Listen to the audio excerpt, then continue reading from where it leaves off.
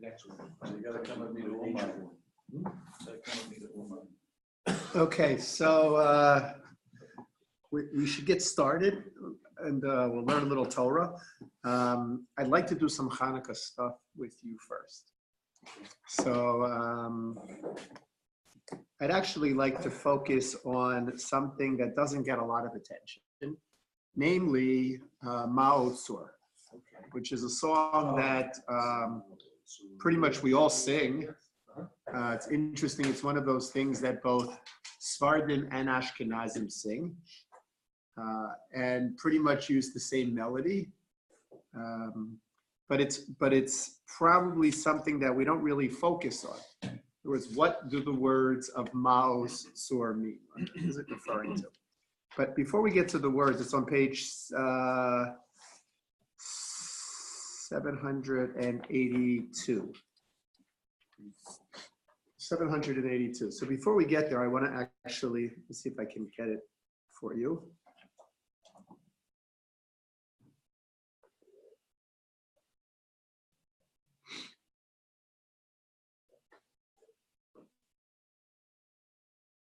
You want to know the other sad thing? I pray best when I'm under the most stress. Yeah, that's what I say. It bothers the I- devil. I think we all do. We all I do. know, but Yeah, it bothers so me. it doesn't bother me. It does, because I want to, you know what I mean? Look, I understand that we do You should be. what we have in common, but I wish I had the same emoting when I'm not under stress. You know what I mean? I'm Okay, working on it. so- I'm working on it. Take your lifetime to. That's okay. Better late than never. So I want to play something for you, and I want you to tell me if you recognize the melody. Okay, hope this works.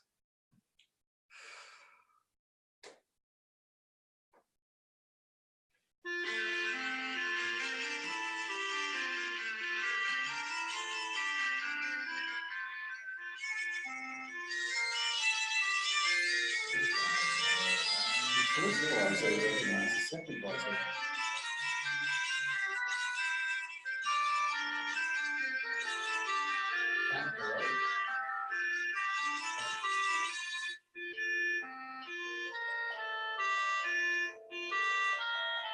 That part you recognize, right? What is that melody? That is the melody. Yes. I was never in this class before. I think I would say it's from a non-Jewish source. Am I getting wrong? You are right on I'm gonna target. say it's a Lutheran melody. That's correct. You said Lutheran? Lutheran. How do you know that? I don't know. I'm just. It is one I'm of reading the your mind. compositions of Martin Luther, based on probably the same German folk melody Right, it sounds like a German folk. that our Ma'ot Tzur comes from, our melody, Okay. right? Well, okay. Right? I So mean, when was the song, when was the melody created? so the song of Ma'ot Tzur was probably composed in the, I think, 13th century. Okay. So not, in fact, there's probably this German folk melody that was around for some time. Let's see exactly when Ma'ot Tzur was. They transposed the melody to the song. Okay, makes sense. I mean, it's Slowly. it's a fascinating, They expanded on a fascinating thing because we don't think about it. Let's see. So Ma'ot Tzur, when did they have it composed? Yeah. Hebrew song is thought to have been written sometime in the 13th century, right? Sometime in the 13th century, okay?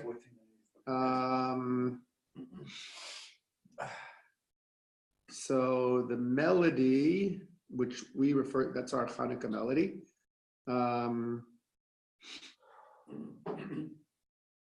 It's an adaptation from the old German folk song, So weiß ich ins, whatever it is, I don't know. Widely spread among German Jews as early as 1450.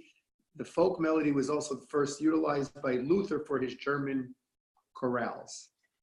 One of his hymns was set to it that way. So who's the originator? Who created that? German folk melody. I understand, but German folk. I don't know. You know, it was a popular melody. I don't know if there's any way to trace it back to who originated the melody, but right. But it was a popular melody. I mean, it's uncanny, It's interesting. right? It's uncanny that those first sets of notes are exactly our Ma'otzur. Right? It's interesting just how intertwined it all is. So what is Maos Tzor? What is it? I mean, we sing it, but do we have any idea what it is? So I will tell you something. If you look on 762, you see the first paragraph is at the bottom of the page. 782, I'm sorry. First paragraph is at the bottom of the page. You turn the page and there are 5 more paragraphs on 784. If you look at the first initial, the first letter of each paragraph, it is an acrostic that spells out Mordechai. Not an unusual feature of what we call a piyut. This is a piyut. The piyut is a liturgical poem. Not necessarily a rhyming poem. You know, when we in America think of poems, we think of rhyming poems. This is not necessarily a rhyming poem, but it is nevertheless poetic literature, liturgical poetry. And as we find is the case often in liturgical poetry, the author's name is written somewhere or hinted to somewhere in the piyut. We see it by the kinos on Tisha B'Av, and we see a prime example of it here. You can also find it in Shabbos Zmiros. Shabbos Zmiros are essentially piyutim, right? That we sing, and you can often see things spelled out. Look at the first initials and you see things spelled out. So the Paitan here who wrote this was someone by the name of Mordechai. Exactly which Mordechai, I don't think the art scroll makes mention of it. No, not really. No, does not mention it. So whoever this Paitan Mordechai was, put together this piyut of Maos Tzor. Now, if you look in the very last verse, the very last stanza, the very last paragraph, at the bottom of 784, it says, Chasov Zeroa Kodshecha. The first letter of each word there, the first 3 words, spells out Chazak. So in totality, it's Mordechai Chazak, right? Mordechai should be strengthened. So here's something interesting. When I was growing up as a kid, Maos Tzor didn't have 6 stanzas to it. Maos Tzor had 5 stanzas to it. I remember always ending Maos Tzor with Kavu Shir or Nani. That was the end. This Chasov Zeroa Kodshecha wasn't there. It wasn't there. You know what it's like? In Aleinu, flip back to Aleinu for a second. What? Right, if you flip back to Aleinu, let's get a page. 280. You'll notice in the first paragraph of Aleinu, there is a, beginning at the end of the 3rd line, there is a sentence that is in parentheses. Shehem mishtachavim lehevel varik umispalalim el lo yoshia. What does it mean? That they, who is the they? The non-Jews, the Christians, that they are mishtachavim, they bow down lehevel varik, to emptiness and nothingness. And I mean, it's non-Jews, but there's a reason why I say Christians in a minute. Umispalalim el lo yoshia, and they pray to a God who does not save them.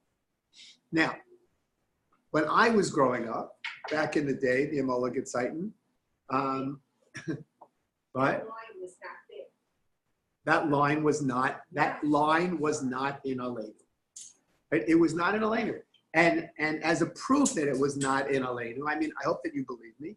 So if you don't believe me, you certainly believe Tina.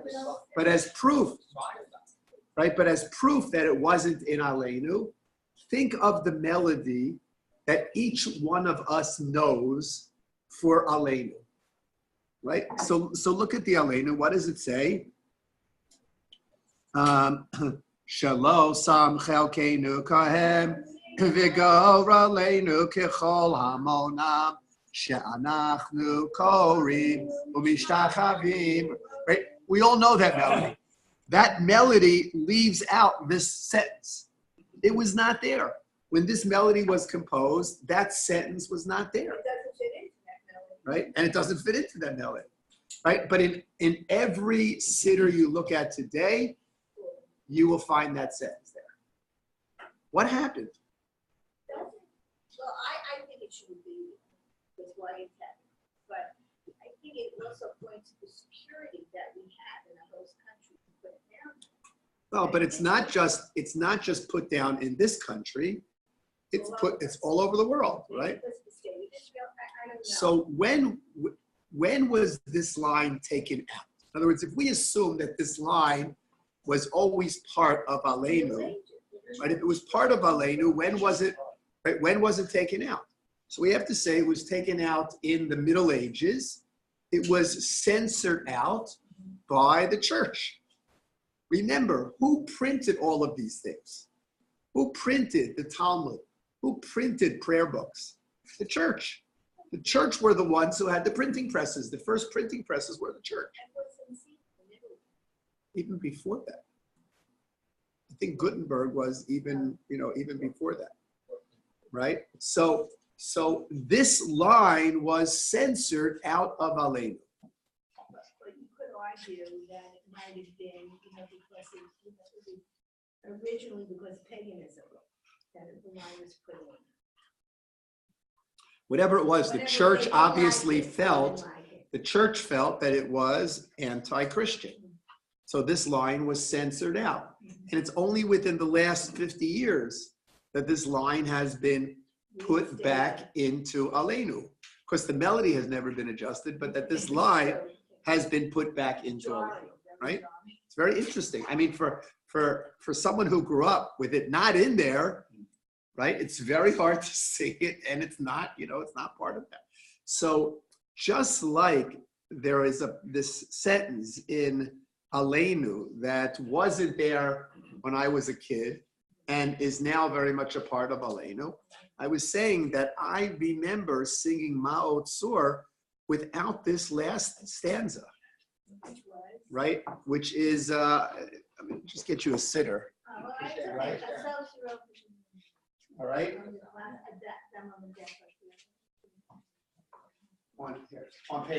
On page 784, right? Chasof Zeroa Kodshecha. I remember that was not part of Ma'ot Tzur. Ma'ot Tzur had 5 paragraphs, not 6 paragraphs. Right? Ma'ot Tzur now has 6 paragraphs. Everybody will look at it. But I remember as a kid having 5 paragraphs. But what is Ma'ot Tzur? And maybe we can understand why this paragraph wasn't in here. What is Ma'ot Tzur? It's basically a history of all the trials and tribulations that the Jews went through and we went through and succeeded at.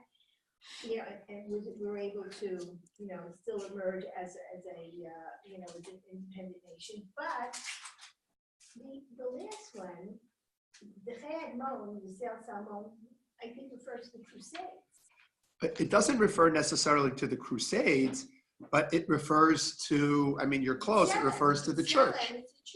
Right? Dechei Admon, right? What is Admon? So the Admon is Adom, right? Edom, right? Edom is red, right? So Dechei Admon, right? The push away the red one. Who is the red one? The red one is Esav, right? The red one, right? The red one is Esav. Push away the red one. Push away Esav. And who was Esav? Who's the descendant of Esav? Progenitor of, right. Esav is Edom, who is Rome, right? The progenitor of Christianity.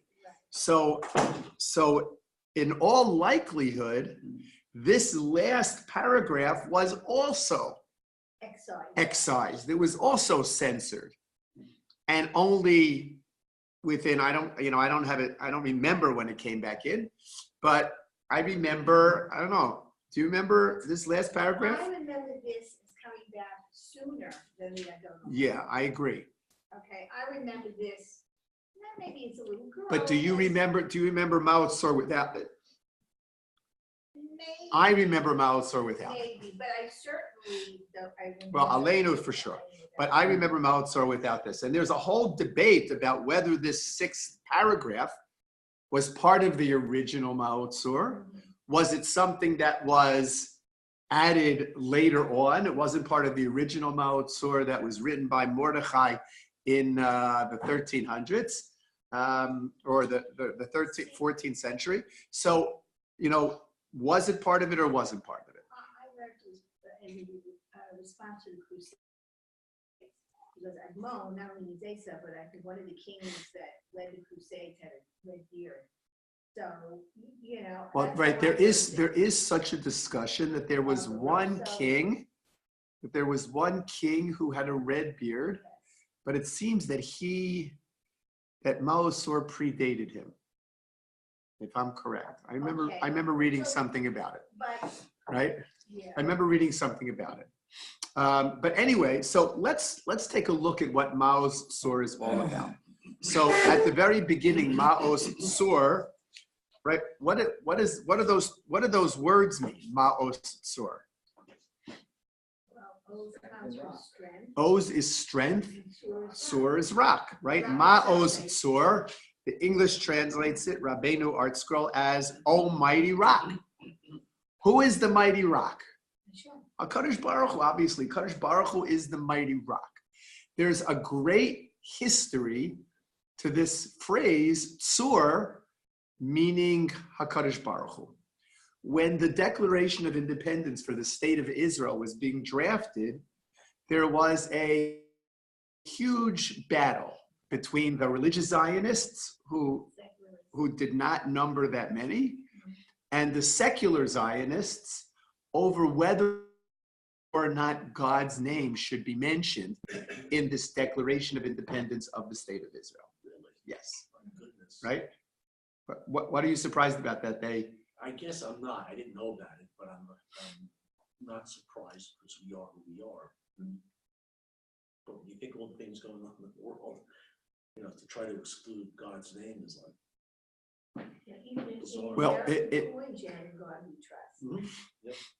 So it's very, very interesting. Right, it's very interesting. By the way, you know the story with the dollar bill? No. If you look at a dollar bill, you'll see the Jewish star. There's a Jewish star on the back of a dollar bill. Really? Yes. Mm-hmm. Right?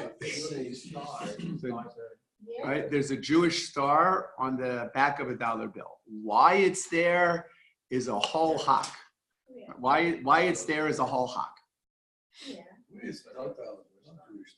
Well, it's a pyramid and I. 13 Gleich stars. It's supposed to be. No. Yeah, What 6 dollar bill points you to have? this. There's 6 points. You see it? You have to really. 6 points. Oh, come on. Come on, look at it. All right. So there is an apocryphal story that it was ordered by President George Washington to pay tribute to a fellow by the name of Chaim Solomon, who was a Jew who pretty much financed the American Revolution. And by the way, wound up bankrupting himself in the process. And this was a tribute from Washington to Chaim Solomon. Whether it seems that is not accepted by the historians as the actual reason for it, and why there's a Jewish star there is some debate, but it certainly says in God we trust, no question. But in the Declaration of Independence for the State of Israel, there was this very fierce argument, and they compromised on the phrase Tzur Yisrael, So these children go along. right? Tzur Yisrael. Now, how is that a compromise? The secularists could say, Well, it's a rock. right? Tzur Yisrael, right? Rock, whatever, lots of strength, right? Power, whatever, referring to the strength of the Jewish people. That the strength of the Jewish people is like a rock, right? We are like a rock. We are firm like a rock. We are determined. We're not going anywhere. And the religious Zionists said, good, Tzur Yisrael in our understanding means HaKadosh Baruch Hu, means God. It's another name for God.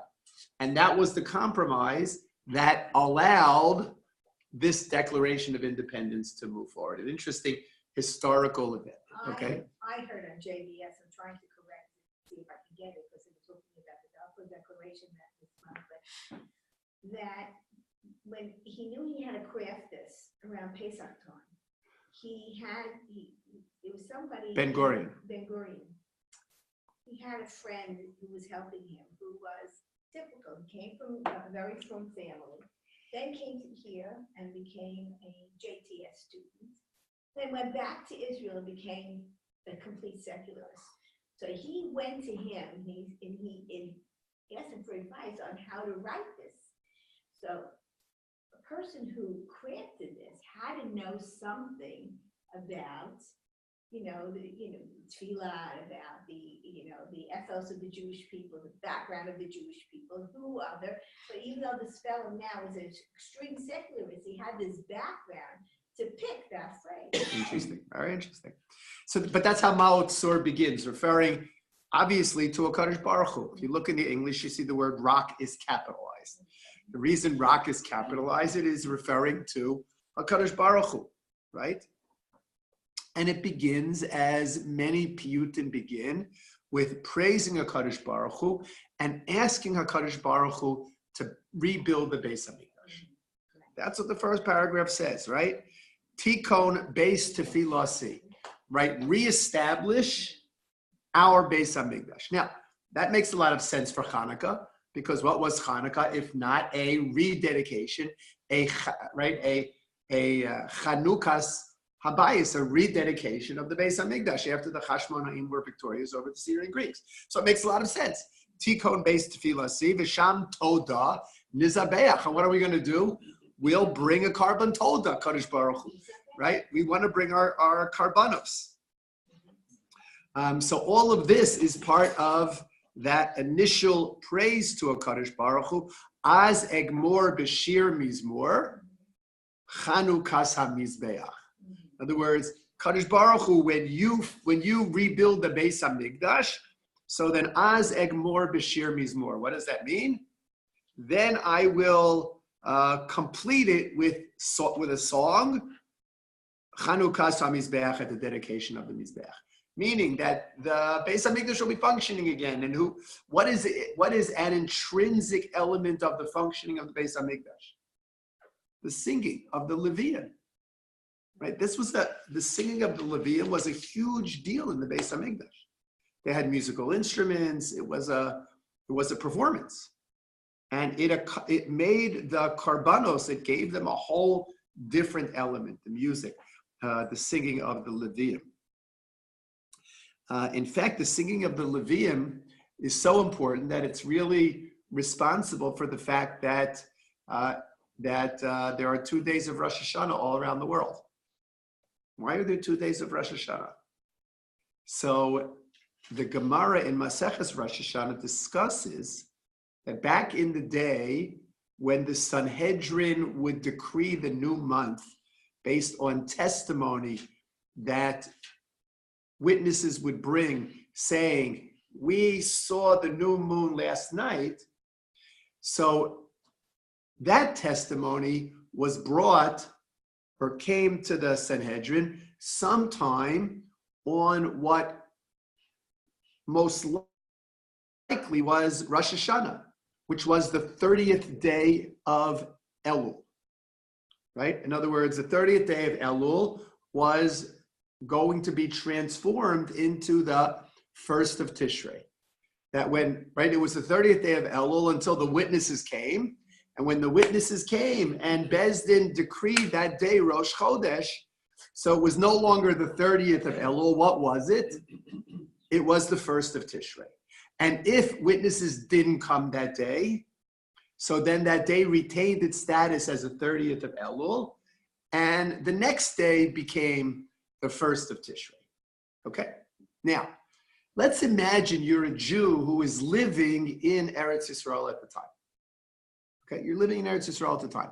And you're living in Yerushalayim. You're living in Yerushalayim. Comes the 30th day of Elul. What do you do? Do you observe it like it's Rosh Hashanah? Right? Remember, the 30th day of Elul begins the night before. Right? Do I observe it like it's Rosh Hashanah? Meaning, do I abstain from malacha? Rosh Hashanah, I'm not allowed to do malacha. Do I abstain from malacha or not? It's a weird kind of day. Why? Because if the witnesses come sometime tomorrow, what is tonight? Tonight retroactively becomes Yom Tov, becomes Rosh Hashanah. It's, let's say, right, the sun is setting. I'm transitioning from the 29th of Elul into the 30th of Elul. Now, as the sun is setting, I'm saying to myself, oh my gosh, what is tonight? If it's the 30th of Elul, it's a regular weekday. I can do malacha, I can do whatever I want. But if witnesses come tomorrow and the Sanhedrin declares tomorrow Rosh Chodesh, that means that tonight is not the 30th of Elul. What is it? The 1st of Tishrei. So I can go to bed thinking that it's the 30th of Elul and wake up, if I wake up late enough in the morning, find out that it's not the 30th of Elul, but it's really the 1st of Tishrei. Right? Really the 1st of Tishrei. Would you say that about Rosh Chodesh? No, you could say that about every Rosh Chodesh, but there's only one Rosh Chodesh throughout the year that is actually a Yom Tov. Every other Yom Tov falls out in the middle of the month. Right? Right. Every other Yom Tov falls out in the middle of the month, or at least not at the 1st of the month. The only Yom Tov which falls out on the 1st of the month, Rosh Chodesh, is Rosh Hashanah. On a normal Rosh Chodesh, there's no prohibition of malacha. So I could go to bed not sure whether it was the 30th of the previous month or the 1st of the coming month. It's irrelevant.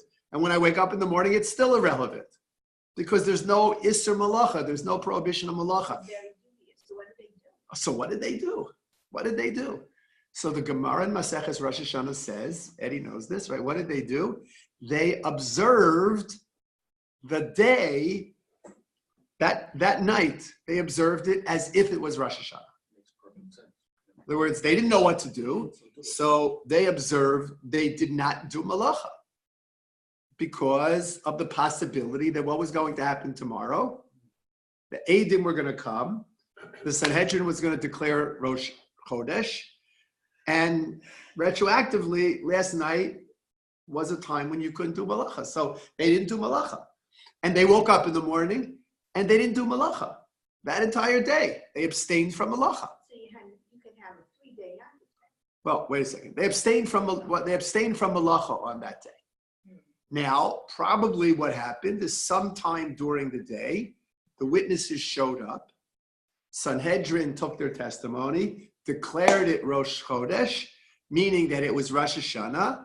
And when the sun set that day, the next day was the 2nd day of Tishrei. It wasn't a holiday. Right? Rosh Hashanah is only on the 1st day of Tishrei. That is the holiday. When we knew for sure what the 1st day of Tishrei was, in Yerushalayim, certainly, they observed Rosh Hashanah for 1 day.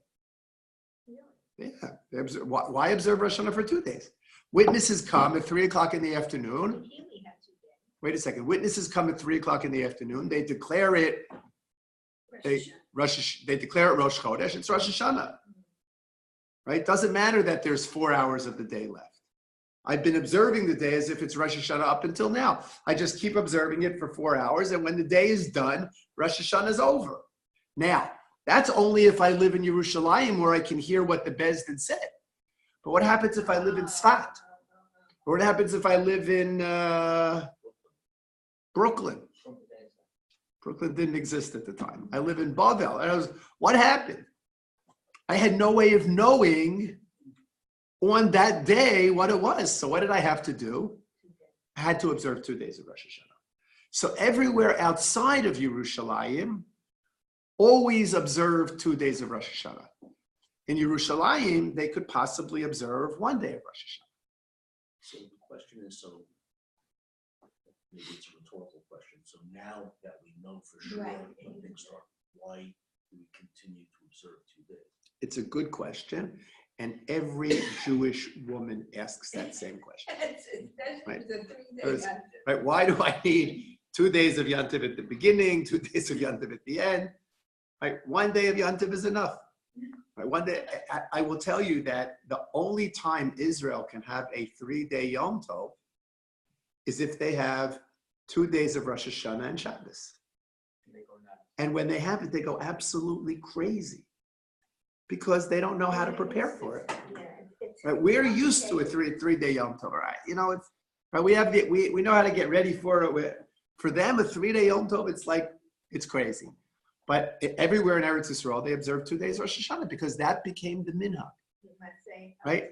So that's the answer to your question, right? We have a principle called minhag avoseinu b'yadeinu, right? That was the minhag. We know what day is Rosh Hashanah. We know what day is Sukkot. We know what day is Shavuos. We know what day is Pesach. But we observe the second day because that's how they did it. That's how our ancestors did it. Minhag avoseinu b'yadeinu. I thought the Sadducees made fire. They try to mess us up and make fires on the top of mountains. That doesn't have anything to do with, no, I take that back. It does have something to do with this. In other words, how do you right? The declaration of Rosh Chodesh was done in Yerushalayim. How do you let the rest of the Jewish population know that it was Rosh Chodesh? They made fires on top of mountains. So they made fires on top of mountains. Now, if you make fires on top of mountains, you can literally transmit the message throughout the entirety of the Jewish world. Really? To Babylonia, everywhere, right? Because it's not like the people in Babylonia have to see the fire in Yerushalayim. The people in Babylonia have to see the fire in another place closer to them. It was a chain of fires. So even in Babylonia, they would know when Rosh Chodesh was. But when the Tzedukim sabotaged this process, what happened was we could no longer rely on the fires. We had to rely on actual messengers of Beis Din. And messengers of Beis Din could only get so far before the middle of the month. And that's why any place that the messengers of the Beis Din could get to before the middle of the month, which was all of Eretz Yisrael, they observed 1 day.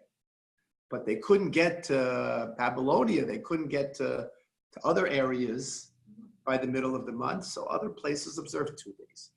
Today, we follow the minhag of the Babylonian Jews because that's Gullus. The Babylonian Jews were the exile, the diaspora. We follow that minhag, and that minhag is 2 days. And that's why we do it. Now, there are certain times when it's not done. So for instance, Hasidim will bury on second day of Yom Tov. The 7 days throughout the month, officially. Of course.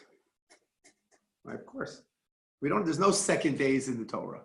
It's only 1 day. Right? So it is the Rabban. And so in answer to your point, there are certain extenuating circumstances where an individual like the Hasidim will acknowledge that today is rabbinic in nature. And as a result of that, there are certain leniencies, especially when it comes to burial. Okay. The Chevra Kadisha will go, a goy will drive them in a car to the cemetery and they'll bury someone. And not in the regular Jewish world? Not in the regular, right. Not in the yeshivish world and not in the modern Orthodox world. Interesting that they would do it. So the Germans do it also. Why? What gives them the ability to do It was more of a kehila. I think the same sense of kehila that was among the Hasidim, the German Jews also had. When you have a kehila, it's much easier to orchestrate minhagim. So I think that could have been an answer. Anyway, how did we get into this whole discussion? We got into it because we spoke about, right, Azeg Mor Bashir Mizmor. So because of the fact of the Levium messing up with the shear, what happened?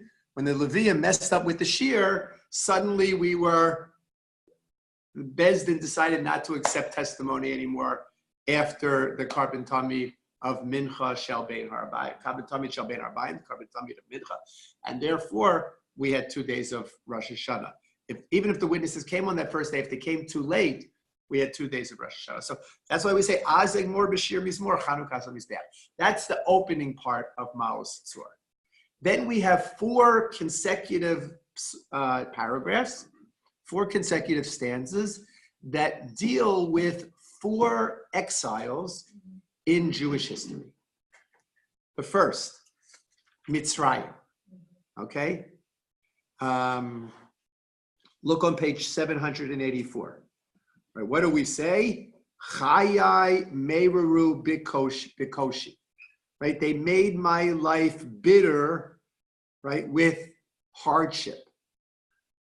What do we eat on Pesach night? Maror, as a symbol of the bitterness that the Egyptians oppressed us with.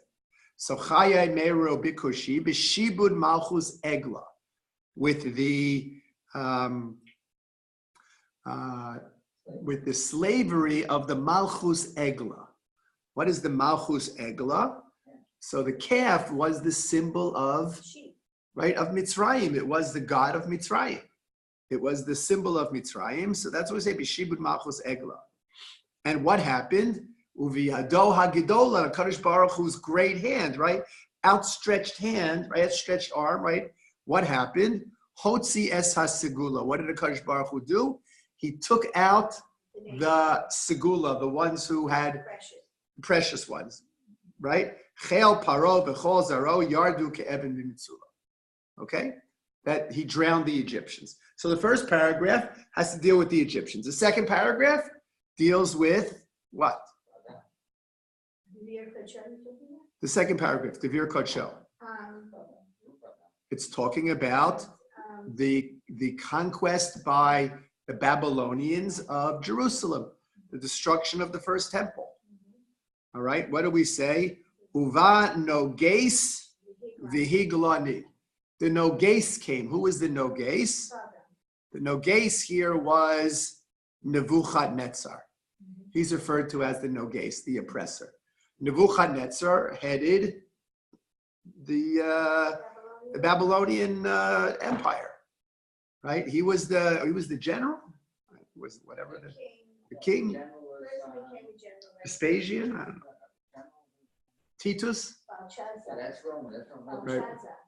Belshazzar was connected to the person. There's a guy who converted when he saw the blood, when he had blood of Hosea, and converted at a moment's notice because he thought he couldn't like that. Okay, so what we have, right? So we have this, right? The second paragraph is referring to the Golos of Bavel. The third paragraph is referring to what? Is referring to the persecution of Achashverosh and Haman. Kuros Komas Birosh Bikesh Agagi ben Hamidasa. Where was Haman from? He was from Agag, right? Agag was Amalek. Agag was the king of Amalek. Because Agag's life was spared, so we came ultimately face to face with one of his descendants, Haman, right? Agagi ben Hamidasa, that was Haman. And that's the third paragraph. The fourth paragraph is talking about what? Greece. Finally, we get to Chanukah, right? Not until the fourth paragraph of Mao Tzor. What was his name, Eddie? Nivuz Radan, right? Not until we get to the fourth paragraph of Mao Tzor are we talking about Chanukah. We don't talk about the Syrian Greeks until Yevanim. Yevanim nikbetzu alai. I'm sorry. Kamas Barosh Bike. Right. That's Purim. And then Yevanim nikbetzu alai. That's Chanukah. Right? That's what we're talking about. So umino sar kankanim nasa nes lashoshanim. Okay, that's the story of Hanukkah. So we're singing this piyut about all these other times, about Mitzrayim, about Bavel, about the Persians, right? And finally about the Syrian Greeks. And then we come to this last paragraph. The last paragraph is talking about the end of days. It's talking about Mashiach. And what's going to happen in Mashiach? What's going to happen at the end of days? So that's why we say, Techei Admon B'Tzel Tzalmon. Right? What are you going to do? You're going to push the Admon, the red one, off of our backs, right? You're going to push the Christian world away from us. And Hakim Lanu Ro'im Shiva. And you're going to establish the 7 shepherds. Where's the 7? Just the Christians. What? Why do you just limit it to the Christians? And there's no Muslims here. This was written in the. It was written- in the Ashkenazi world. Yes, right. It was this is who the enemy was. Right? This is who the enemy was. And the idea is that the second Galus, which is the Galus brought about by Rome, when that second Galus ends, what's going to happen? Okay, no The issue. Beis Hamikdash is going to usher in the building of the third Beis Hamikdash. And that's going to bring in the time of Mashiach, Hakim Lanu Ro'im Shiva. There will be 7 shepherds. And the Mefarshim talk about 7 shepherds being Moshe Mashiach. Right? So this is really a song of Jewish history with an anticipation of Yemosa Mashiach. So will appropriate for Hanukkah. the secular Jews allow that to happen? Number 2, Kehillah. How is Kehillah translated? Community / congregation. In other words, we as modern Orthodox Jews, we do not have a very cohesive kehillah. Right? We don't have, this neighborhood has their customs, this neighborhood has their customs. Modern Orthodoxy in many different places. And in some places you don't recognize modern Orthodoxy, It's so modern. right? And in some places so Orthodox you don't recognize it, right? Right? But the idea, let's say the Breuers community. So the Breuers community has a very monolithic, but a very limited geographic area, a very limited hashkafic, philosophical variety. And pretty much everybody follows the same particular minhagim.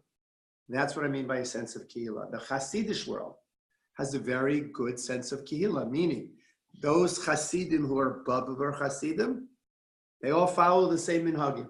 Those Hasidim who are Karlin Stoller Hasidim, they all follow the same minhagim. Those who are Chabad Hasidim, they follow the same minhagim. In other words, it's a greater sense of kehillah. That's what I meant when I said that. Okay. Well, you just mentioned that the Levian messed up at the beginning. You said they messed up. The Levian messed up in the shir. Because every day after davening, we say a shir shayom. That shir shayom that we say after davening is related to the shir shayom that the Levian sang when the Karban Tamid Shel Shachar was brought. Okay. But it turns out, the Gemara says that the Levium also sang a shir by the Karban Tamid Shel Bein Harbayim. And that shir was different if the day was a different day. In other words, if it was Thursday, they didn't just sing the shir shayom for Thursday. If it was Thursday and Sukkot, they sang the shir shayom for Sukkot. Right? There were special shirim for these days. On that Rosh Hashanah, the witnesses came after the Karban Shel Bein Harbayim had been brought, but before it was dark, and the Levium didn't know what to do. Right? Do they sing? Is today Thursday or is today Rosh Hashanah? We don't know. So they messed up with this shir. So that's why I mentioned it. Okay. What is calendar? The calendar. We do have a calendar. 350 is fine, hello, second. All right, okay, so that's after the destruction of both temples. Yeah, yes.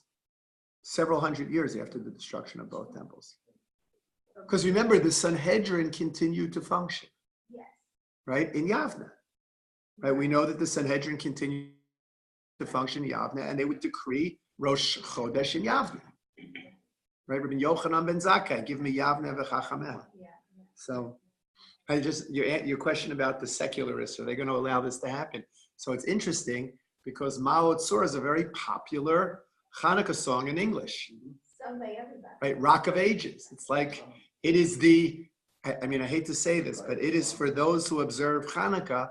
It is the Christmas carol of Hanukkah, right? You know that we Everybody knows it. right, we want to have a song also, right? So this liberal translation of Ma'od Tzur became that song. I think the Adam Sandler song has surpassed it. So Okay. It was made when? This was him when? Before 1500? Okay, let's go back. We have a few minutes, so let's go back to Chumash. A terribly difficult pasuk tonight. Page 440. 440. What do we have? The Torah tells us, beginning on verse 9 at the bottom of the page, Vaya'al Moshe v'Aharon Nadav v'Avihu v'Shivim miziknei Yisrael. What happened? So Moshe went up, and Aaron and Nadav and Avihu and the 70 Ziknei Yisrael. Okay? What do you mean where they went up? Where did they go up? Mountain. Which mountain? They went up Har Sinai. Why doesn't the Torah tell us they went up Har Sinai? Even it's not necessary. We know. Right? We've been talking about Har Sinai. There's no reason to tell us what mountain they went up. But we know that they went up. Interestingly, the Medrash says they all went up in their separate mechitzos. In other words, they didn't all go together. Moshe had his area. Aharon had his area. Nadav and Avihu and the Shivim Zikanim had their area. On the mountain, right? They were enveloped. In other words, they were separated. Right? They were separated, but they could only go so far. Whereas Moshe could go all the way up to the top. Aharon couldn't. Nadav, Avihu, and the Shivim Zikanim couldn't either. Right? So everybody went as far as their level would take them. They went as far as their level would take them. Who is conspicuously absent from this list?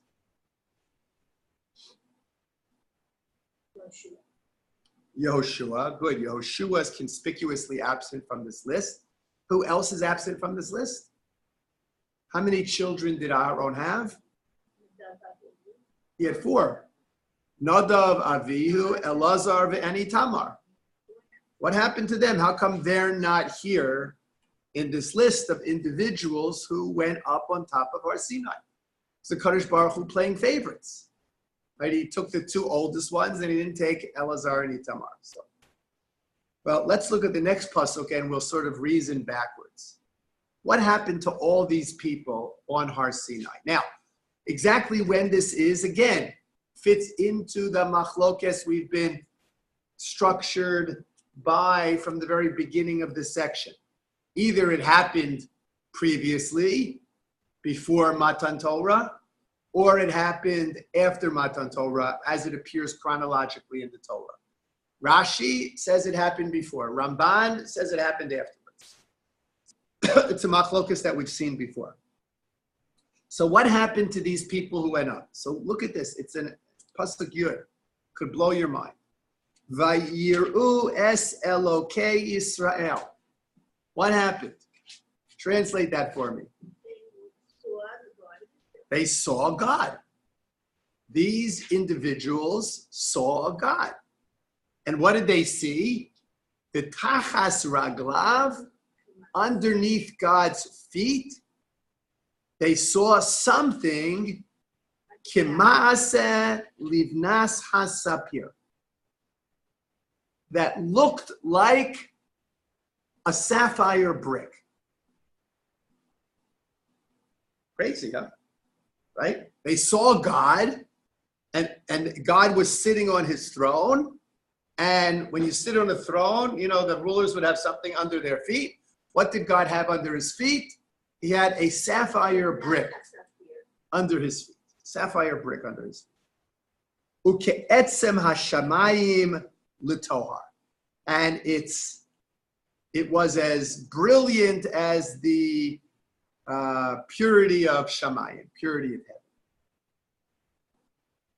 What is that talking about? What is this? They saw God, and they saw the brick, and Is that the Russian? how could they see God? We know that Moshe Rabbeinu, who asked to see God, wasn't allowed to see God.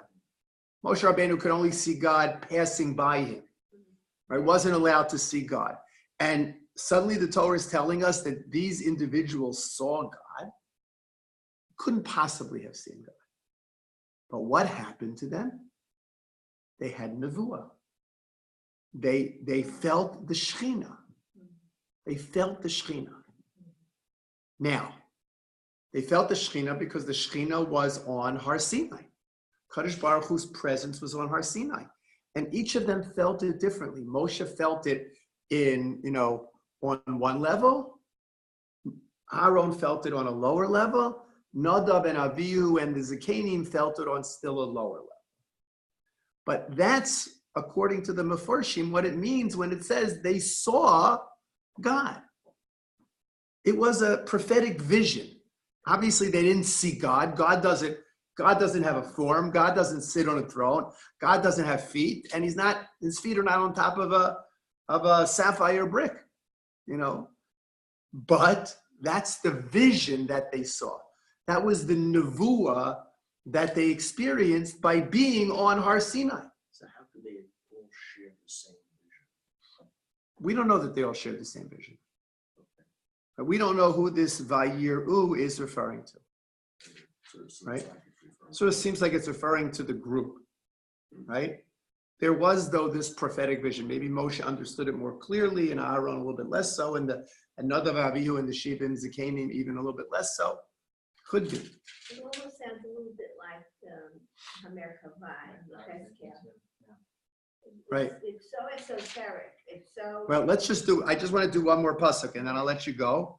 V'el atzilei b'nei Yisrael lo shalach yado. And to these atzilei b'nei Yisrael, Hashem did not put forth his hand. What does that mean? Didn't put forth his hand. Didn't put forth his hand. He didn't strike them. He didn't punish them. Seeing this or having this nevuah. Vayechezu es ha'elokim, and they had a vision of God. Vayochlu vayishtu, and they ate and they drank. There was nothing up on the mountain to eat and drink. Come on, they had the coolers with them. All right, Eat and drink. right. So this is crazy. Yeah. Is this a good thing? Is this a bad thing? Was it physical eating, or was it some other kind of physical sustenance? And what does it mean God didn't send his hand out against them?